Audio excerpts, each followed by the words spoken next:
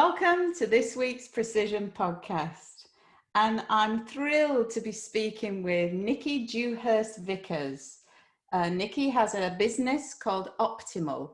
And that's what Nikki wants for us all to be, isn't it, Nikki? Our optimal best, yes? Absolutely. Yeah, so Nikki is a personal development and performance coach.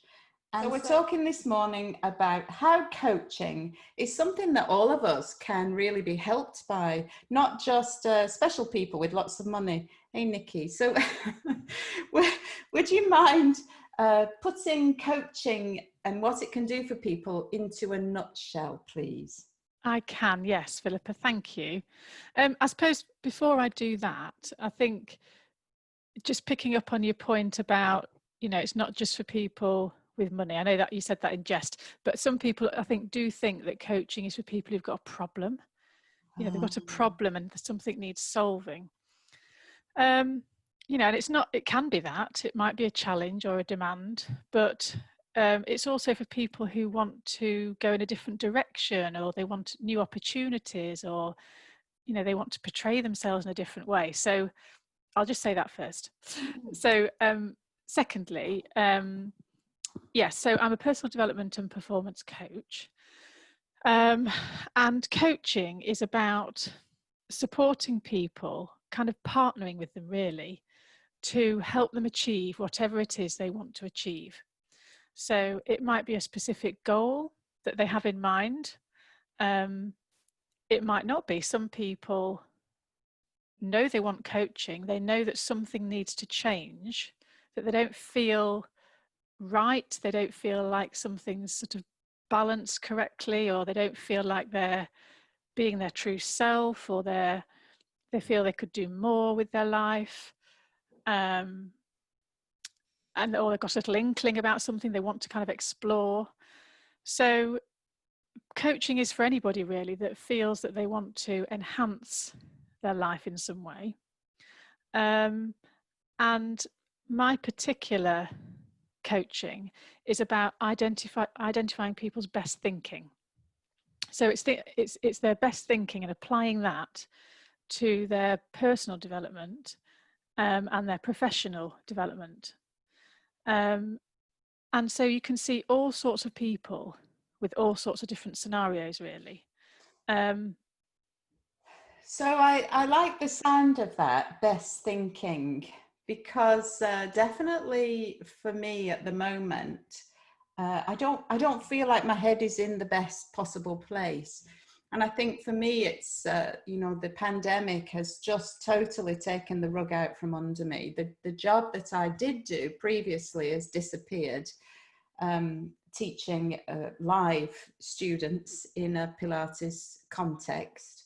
And that's totally disappeared. And although my plan was always to have a portion of the business online, it wasn't the plan that I would never work with people in the flesh ever again. And I'm sure I'm not on my own in that, this sea change, this shift, and the fact that it's kind of been imposed upon us, for a lot of us, that somehow makes it doubly difficult to deal with. And so I was just, I'm really hoping that we can talk about a few simple strategies that will help, people like me who are in this situation now, particularly since COVID hit us all. And so that best thinking, because you just don't feel like you're in a good place. How is that? How is it that you get that out of people? Well, I think the first thing to say is that, we all have been through this together. We're all in a situation where we've never experienced it before. And we're not really used to that, really. Yes, we all experience things that we've never experienced before, but this is a bigger thing. And we all try and plan our lives. We try and anticipate things. We try and prepare for things. Some of us like to be more in control than others. We've all got different ways of sort of managing our lives, really. And so this whole situation has turned all of that on its head, because it's just come up behind us and surprised us all, really. And I think people respond in different ways to different things, don't they? And some people listening to this now will know people who've absolutely thrived in this situation. They've loved it because they've identified lots of new learning opportunities. They've identified their priorities in their life. They've looked at what's important and what's not important. You know, they've had new business opportunities. And then there'll also be people listening to this who can name lots of people who've really, really struggled. And, you know, a lot of that is about kind of worrying about the fact that you don't know what's going to happen. But with coaching, a huge part of it for me is about recognizing what we've all got in terms of resources and just stopping and thinking about what we've got already. And coaching is about getting that out of people. So a coach is totally and utterly committed to a person, to listening to them, really deeply listening to them, to understand exactly what they're saying. So in day-to-day conversations with friends and family, we all have sort of surface conversations that move along quite quickly. But in coaching, the reason that you're paying a coach is because they are so focused on just you and what you're saying. And it's about unpicking what you're saying, because there's lots of meanings behind everything we say, lots of generalizations, lots of distortions, and lots of things we sort of delete from how we communicate. And so coaching pulls that out and digs deeper to explore how people respond to things, how they think about things, how they react to things, how they feel about things, and how they behave about things. And that's the NLP side of it. So the NLP coach side of me is exploring all of that. And it's that then starts to surface this best thinking, because we've all got it. We've all got experiences, sometimes that we've just completely forgotten about, that have created the way we think now and impact on how we behave and think now. So the way that we surface it is by giving that complete commitment, really listening, creating the right environment with that person. Because how often do we create an environment where somebody listens to you deeply? It's all about you. It's a nice, quiet environment. There's time for your head to just think. We just don't, because we're on a hamster wheel all the time. Yeah. So it's almost like people have stopped the hamster wheel and now they don't really know what to do, because normally they're so busy, running around it. They haven't got time to think. No, I mean, that's right, isn't it? This is, and you're quite right to point out that some people have really grasped the nettle and had an opportunity, time, space, time to think and reevaluate, and that actually some people have thrived on that. You're absolutely right to point that out. I suppose from my perspective, I realised that the control, you said some people like to be more in control than others. I think I'm one of those people who likes to exert quite a significant amount of control over my situation. And so having that taken away totally is unfamiliar. Yeah, and that's exactly it, because, and I think a lot of people during this time will have had some real kind of thunderbolt moments about their own personalities, about their own strategies, how they deal with things, how they cope with things, how they respond to things, and a lot of kind of self-reflection, really, because we're spending more time on our own or just in our family units. So I think people will probably be having those realizations of, I'm a person who likes a lot of control, or maybe somebody's been thinking, actually I don't have a lot of control, and right now I feel like I can get more control because I've got the time. So everybody responds differently, don't they, to these things, and it's kind of accepting that because, you know, I think it's very easy, isn't it, in this time for us to think it's been awful for everybody. And it has been awful for some people, and we mustn't forget that. But it's also been quite enlightening, I think, for some people. Yeah, no, I think you're right. So this process that you describe, you know, having somebody to listen to you and really help facilitate you unpicking, because, you know, at the end of the day, really, you're not providing solutions, are you? It's, you know, the thinking is the answers are there. It's if only we can extract them from ourselves. That's exactly it. And you know, you were just saying there about if people, you know, take the time to listen to me, when actually coaching is about me listening to them. I do, you know, it's kind of that 80-20 split. Mm-hmm. You know, I ask very pertinent questions and sometimes challenging questions, but the majority of it comes from the person being coached. So coaching isn't about providing any solutions to anybody. It's not about being really directive. So some people have coaching in addition to supervision at work, for example, because at work, supervision is very directive from your manager. It's about your outcomes, your performance, your team, your figures, your numbers. It's not really about you as a person. So coaching is more explorative, if that's a word. Yeah, no, Don't say that word very often. Explorative. Yeah. You know, it isn't about me finding solutions, because the key to coaching is empowerment. It's about empowering the person. So when somebody's had coaching, they leave feeling, you know, really, really excited and empowered, because they've suddenly had this moment. And people often say in coaching, well, while I'm just sat here talking to you now, actually, I've just thought that I could do A, B, and C.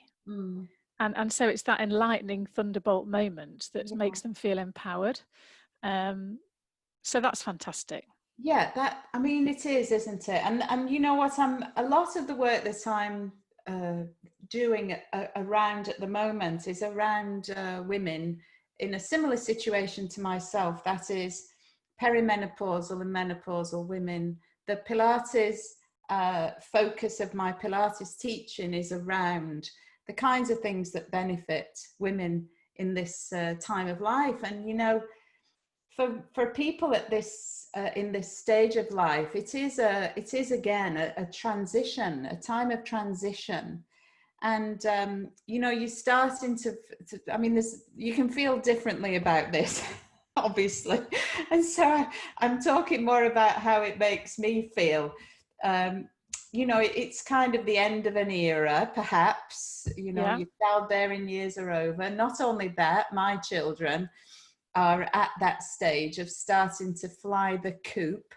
I've got one who just went to university this year for the first time, and the other one will be doing his A-levels next summer. With any luck, he'll pass them. And then, you know, he'll be off. And so, you know, this menopause has come at a time when my life is shifting and changing in lots of ways. You know, the work life is changing, the family situation is changing, and my body is definitely changing. And so this is, you know, it's kind of, I feel like it's a time when I might benefit from having this opportunity to really dig a bit deeper into, because, you know, at 53, you don't feel like you're any different. You feel just the same. It's just that everybody else looks at you differently. Well, I say everybody else, but you know what I mean. For instance, if I apply for a job, I always think that the fact that my email has got my date that I was born in is probably starting to become a bit of a handicap, you know. Right. When, you know, I never even thought of that 20 years ago when I put that flipping 1967 there in the email. It didn't occur to me. And you don't want to change it, because then you lose touch with these people that you've known for years. Yeah. Well, that's, anyway. So, you know what I mean? But the thing is, all of that stuff that you're saying is so true. But what I'm thinking while you're saying that as well is all the experience that's there. You know, think of all those years of experience and all those things that you've been through and all those things that you've done, which you just got on and did because that was your role, and that was you were mother, you were wife, you were teacher, you know, your sister, whatever. And life just plods along. And then now people like yourself are in that situation where they think, well, what's next for me? You know, what's for me now? What am I doing now? And you know, you feel like your role as a mother is changing, you know, and you've got time to just stop and look back and think about, you know, what do you want to do with the next however many years of your life, you know? So it's exciting. It's full of opportunity, and but I can accept it's, you know, it's a bit daunting potentially, but it's also full of exciting stuff. This is your time to kind of, your time to shine, you know, and just kind of do whatever you want. You know, the world is your oyster. The world's your lobster, as I often say. Yeah. So do you know what, Nikki? I'm beginning to realise that that my frame of reference is not quite as sunny as yours, and this is, well, you know, and this is my problem. Obviously, my the thing that I have carried with me through my life, really, a little bit as well. And so it bothers you less. And then, you know, so don't forget, I say, don't forget, the hormonal shifts that have gone on have influenced my brain. And actually, you know, I'm currently in the process of looking for a good doctor who I can trust to prescribe some estrogen replacement therapy or hormone replacement therapy, because I really feel like it has this lack of estrogen has actually changed me as a person. You know, I really feel a change. And the other thing that I now, as I am increasingly doing research, is I know I don't need to feel like this. You know what? I don't need to feel like this. So what has always been a propensity to look at the world as, you know, with the half full glass instead, what is it? Yeah, half empty. Half empty or half full? Oh gosh. Well, it's good that you said half full, because that demonstrates your optimism. It's the other way. I'm more of an pessimist generally than an optimist, and that's just something that, you know, has been with me. And I think the lack of estrogen is actually fueling that a little bit as well. What with the circumstances, the estrogen, the family, you know, everything coming together. It's a bit like an eclipse, you know. It's all coming together at once. So not that this is all about me, but I'm sure this is not unique to me. This situation, is it? So, and I think it helps as well for us to share, you know, our stories, and that if you know, if there's any sort of insight that you can offer into that, you know, that whole cauldron of emotion that I'm describing to you. Yeah. Then I think other people stand to benefit from that as well. Yeah. And I think the thing that I picked up on there is the fact that you were saying, you know, you've obviously kind of got that element of self-reflection, and you've looked back and seen how you might have changed, or, you know, whether it's your thoughts are changing, you know, whether it's your body changing, there's a change there, and you are very aware of that. And you also talked about, you know, your frame of reference, and, you know, whether you feel that you're more pessimistic at times, and that's something you described as carrying that with you. And so there's an awareness there of what you are like as a person. But with that comes an awareness of what feels right for you, you know, whether it's your values or your morals or what sits right with you.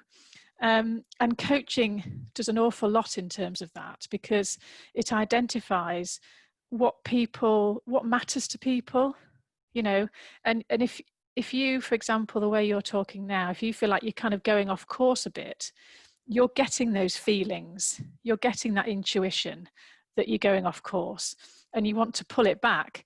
And that in itself is really, really valuable, to listen to that. You know, it's sometimes called our second brain. I think you saw that on my LinkedIn recently, it's that second brain. It's trying to tell us something, and that intuition that something's not right and you want to get it back is really valuable.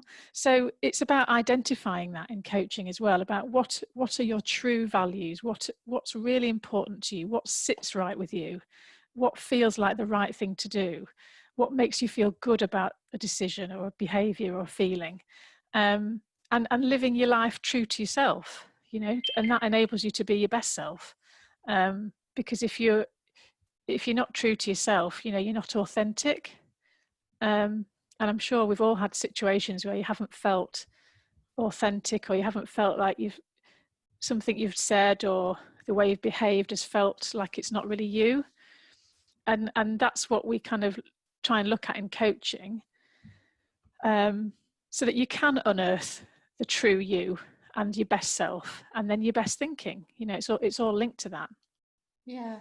And I mean, I think, we do obviously change as people as life passes, by, or as we pass through life.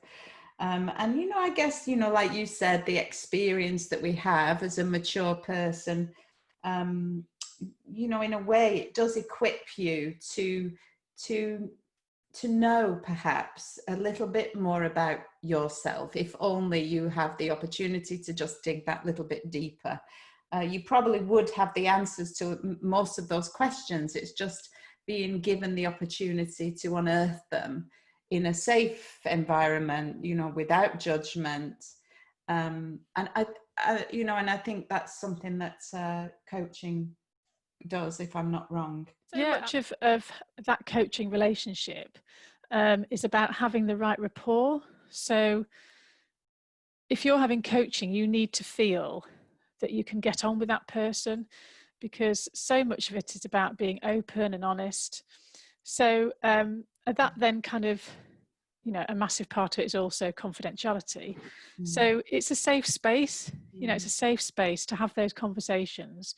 And it's somebody who is completely committed to you, really, and what you want.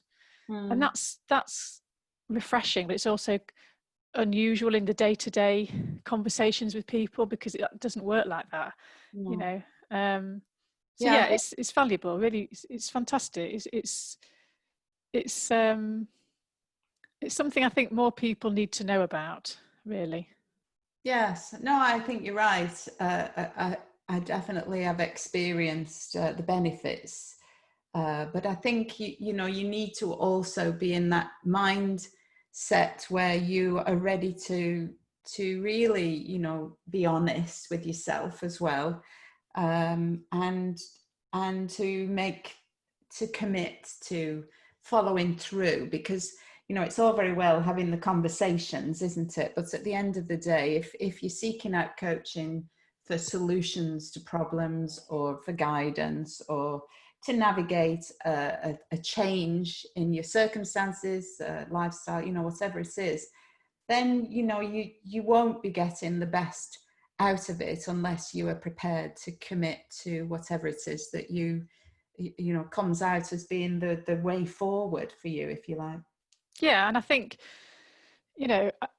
I think what's really important is to have an initial conversation with somebody that you think you could work with, because, you can't just sort of launch straight into it. So if somebody was interested in having coaching with me, it would be an initial conversation to see how they felt about coaching, what they understood coaching to be, just getting to know the person, them getting to know me, really. And once you felt that you'd kind of created that and they felt comfortable with you, then you're kind of on the right road, really, to start coaching. And some people are really self-reflective and really able to get in that zone. Other people, maybe not as much, and maybe they realise after 2 or 3 sessions it's not for them, or it's not the right time for them. So there's the flexibility there with coaching. It's something that people can experience and have a couple, or they might decide to have it once a month for a year or whatever. But it is flexible, but it's so important to get the right coach. Yeah, the right fit. Right coach for them. For them, yeah. So tell me a bit more about the NLP side of things. So NLP stands for Neuro-Linguistic Programming. And so neuro is obviously your brain, linguistic is your language, and how that programs in your thoughts and your feelings and your behavior. So, you know, everything that we do is linked to previous experience about that or something related to that. And that all kind of creates a bit of a journey and a pathway for us that we always relate to. So there's things that we've done years and years ago that we wouldn't give a second thought to, but it's impacting how we are today. So NLP isn't so much about revisiting that time. It's just about focusing on the here and now and looking at how your thoughts link to how you feel, and then how those two things link to how you behave. And that's all very closely linked to coaching. And it's a fantastic additional layer to coaching, because it's going back to what I was saying about unearthing what's important to us and what sits right with us and why it sits right with us. And it's also an opportunity to alleviate and get rid of some of those things that perhaps we don't want to have anymore. We don't want them to keep influencing us. So yeah, it's a whole nother layer really, which makes the experience of coaching really exciting. Yeah, I mean, the thing that I've read a lot about lots of different wellness topics, and so the brain and how it functions, and how thoughts influence our feelings, and this, oftentimes it's not even a dialogue that you're having outwardly. It can be just this inward kind of dialogue with yourself in your brain, can't it? That what you're thinking, oh, I'm rubbish at that, or if you have that pattern of self-talk into your own mind, which can, for lots of people, as you say, it's a habit.